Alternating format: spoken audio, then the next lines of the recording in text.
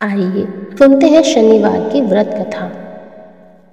एक समय स्वर्गलोक में सबसे बड़ा कौन के प्रश्न पर 9 ग्रहों में वाद विवाद हो गया। विवाद इतना बड़ा कि परस्पर भयंकर युद्ध की स्थिति बन गई।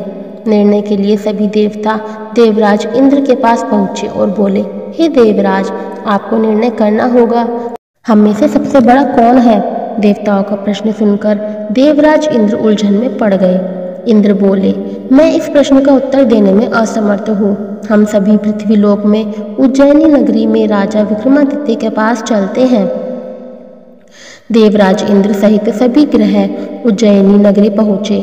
महल में पहुंचकर जब देवताओं ने उनसे अपना प्रश्न पूछा तो राजा विक्रमादित्य भी कुछ देर के लिए परेशान हो उठे, क्योंकि सभी देवता अपनी अपनी शक्तियों के कारण महान थे।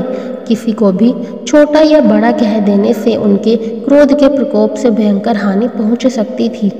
अचानक राजा विक्रमादित्य को एक उपाय सूझा और उन्होंने विभिन्न धातुओं स्वर्ण, रजत, कांसा, ताम्र, सीसा, रांगा, जस्ता, अभ्रक व लोहे के 9 आसन बनवाए।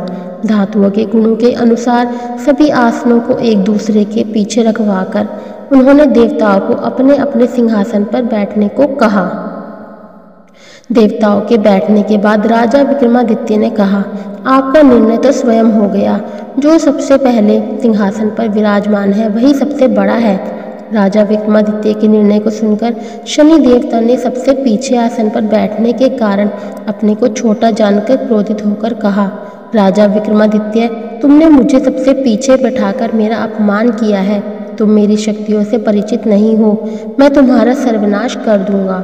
शनि ने कहा, सूर्य एक राशि पर 1 महीने, चंद्रमा 2.25 दिन, मंगल 1.5 महीने, बुध और शुक्र 1 महीने, बृहस्पति 13 महीने रहते हैं, लेकिन मैं किसी राशि पर 7.5 वर्ष यानी 7.5 तक रहता हूँ।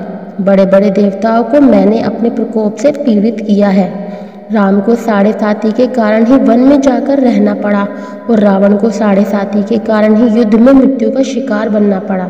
राजा, अब तू भी मेरे प्रकोप से नहीं बच सकेगा। इसके बाद अन्य ग्रहों के देवता तो प्रसन्नता के साथ चले गए, परंतु शनिदेव बड़े क्रोध के साथ वहां से विदा हुए। राजा विक्रमादित्य पहले की तरह न्याय करते रहे। उनके राज्य में सभी स्त्री पुरुष बहुत आनंद से जीवन यापन कर रहे थे। कुछ दिन ऐसे ही बीत गए। उधर शनि देवता अपने अपमान को भूले नहीं थे। विक्रमादित्य से बदला लेने के लिए एक दिन शनिदेव ने घोड़े के व्यापारी का रूप धारण किया और बहुत से घोड़ों के साथ उज्जैनी नगरी पहुंचे। राजा विक्रमादित्य ने राज्य में किसी घोड़े के व्यापारी के आने का समाचार सुना तो अपने अश्वपाल को कुछ घोड़े खरीदने के लिए भेजा। घोड़े बहुत कीमती थे। अश्वपाल ने जब वापस लौटकर इस संबंध में बताया तो राजा विक्रमादित्य ने स्वयं आकर एक सुंदर व शक्तिशाली घोड़े को पसंद किया। घोड़े की चाल देखने के लिए राजा उस घोड़े पर सवार हुए तो वह घोड़ा बिजली की गति से दौड़ पड़ा। तेजी से दौड़ता घोड़ा राजा को दूर एक जंगल में ले गया और फिर राजा को वहां गिराकर जंगल में कहीं गायब हो गया। राजा अपने नगर को लौटने के लिए जंगल में भटकने लगे, लेकिन उन्हें लौटने का कोई रास्ता नहीं मिला। राजा को भूख प्यास लगाई। बहुत ढूंढने पर उन्हें एक चरवाहा मिला। राजा ने उससे पानी मांगा। पानी पीकर राजा ने उस चरवाहे को अपनी अंगूठी दे दी। फिर उससे रास्ता पूछकर वह जंगल से निकलकर पास के नगर में पहुंचा। राजा ने एक सेठ की दुकान पर बैठकर कुछ देर आराम किया। उस सेठ ने राजा से बातचीत की तो राजा ने उससे बताया कि मैं उज्जैनी नगरी से आया हूँ। राजा के कुछ देर दुकान पर बैठने से सेठ जी की बहुत बिक्री हुई। सेठ ने राजा को बहुत भाग्यवान समझा और खुश होकर उसे अपने घर भोजन के लिए ले गया। सेठ के घर में सोने का एक हार खूंटी पर लटका हुआ था। राजा को उस कमरे में छोड़कर सेठ कुछ देर के लिए बाहर गया। तभी एक आश्चर्यजनक घटना घटी। राजा के देखते देखते सोने के उस हार को खूंटी निगल गई। सेठ ने कमरे में लौटकर हार को गायब देखा तो चोरी का संदेह राजा पर किया, क्योंकि उस कमरे में राजा ही अकेला बैठा था।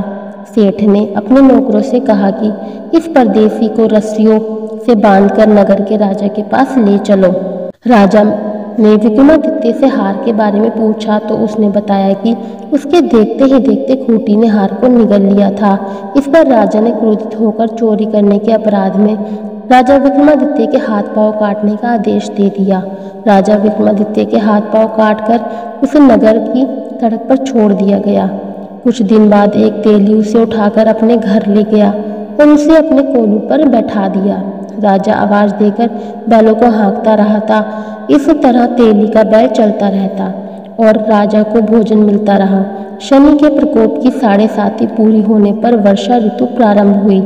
राजा विक्रमादित्य एक रात मेघ मल्हार गा रहा था कि तभी नगर के राजा की लड़की राजकुमारी मोहिनी रथ पर सवार उस तेली के घर के पास से गुजरी। उसने मेघ मल्हार सुना तो उसे बहुत अच्छा लगा और दासी को भेजकर गाने वाले को बुला लाने को कहा। दासी ने लौटकर राजकुमारी को अपंग राजा के बारे में सब कुछ बता दिया। राजकुमारी उसके मेघ मल्हार से बहुत मोहित हुई अतः उसने सब कुछ जानकर भी अपंग राजा से विवाह करने का निश्चय किया। राजकुमारी ने अपने माता पिता से जब यह बात कही तो वे हैरान रह गए। रानी ने मोहिनी को समझाया, बेटी तेरे भाग्य में तो किसी राजा की रानी होना लिखा है, फिर तू उस अपंग से विवाह करके अपने पाँव पर कुल्हाड़ी क्यों मार रही है। राजकुमारी ने अपनी जिद नहीं छोड़ी। अपनी जिद पूरी कराने के लिए उसने भोजन करना छोड़ दिया और प्राण त्याग देने का निश्चय कर लिया। आखिर राजा रानी को विवश होकर अपंग विक्रमादित्य से राजकुमारी का विवाह करना पड़ा। विवाह के बाद राजा विक्रमादित्य और राजकुमारी तेली के घर में रहने लगे। उसी रात स्वप्न में शनिदेव ने राजा से कहा, राजा तुमने मेरा प्रकोप देख लिया, मैंने तुम्हें अपने अपमान का दंड दिया है। राजा ने शनिदेव से क्षमा करने को कहा और प्रार्थना की है, शनिदेव आपने जितना दुख मुझे दिया है अन्य किसी को ना देना। शनिदेव ने कुछ सोचकर कहा, राजा मैं तुम्हारी प्रार्थना स्वीकार करता हूँ। जो कोई स्त्री पुरुष मेरी पूजा करेगा, शनिवार को व्रत करके मेरी व्रत कथा सुनेगा, उस पर मेरी अनुकंपा बनी रहेगी। प्रातःकाल राजा विक्रमादित्य की नींद खुली तो अपने हाथ पांव देखकर राजा को बहुत खुशी हुई। उसने मन ही मन शनिदेव को प्रणाम किया। राजकुमारी भी राजा के हाथ पांव सही सलामत देखकर आश्चर्य में डूब गई। तब राजा विक्रमादित्य ने अपना परिचय देते हुए शनिदेव के प्रकोप की सारी कहानी सुनाई। सेठ को जब इस बात का पता चला तो दौड़ता हुआ तेली के घर पहुंचा और राजा के चरणों में गिरकर क्षमा मांगने लगा। राजा ने उसे क्षमा कर दिया क्योंकि यह सब तो शनिदेव के प्रकोप के कारण हुआ था। सेठ राजा को अपने घर ले गया और उसे भोजन करवाया। भोजन करते समय वहां एक आश्चर्यजनक घटना घटी। सबके देखते देखते उस खूंटी ने हार उगल दिया। सेठ जी ने अपनी बेटी का विवाह भी राजा के साथ कर दिया और बहुत से स्वर्ण आभूषण धन आदि देकर राजा को विदा किया।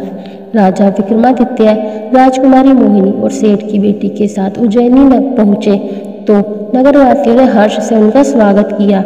अगले दिन राजा विक्रमादित्य ने पूरे राज्य में घोषणा कराई कि शनिदेव सब देवों में सर्वश्रेष्ठ है। प्रत्येक स्त्री पुरुष शनिवार को उनका व्रत करे तथा व्रत कथा अवश्य सुने। राजा विक्रमादित्य की घोषणा से शनिदेव बहुत प्रसन्न हुए। शनिवार का व्रत करने और व्रत कथा सुनने के कारण सभी लोगों की मनोकामनाएं शनिदेव अनुकंपा से पूरी होने लगी। सभी लोग आनंद पूर्वक रहने लगे। बोले शनिदेव महाराज की जय हो। आपको हमारी वीडियो अच्छी लगी तो कृपया लाइक, शेयर एंड कमेंट जरूर कीजिएगा। अगर आप हमारे चैनल पर नए हैं तो चैनल को सब्सक्राइब करना ना भूलें तथा बेल आइकन जरूर दबाएं। सभी को राधे राधे।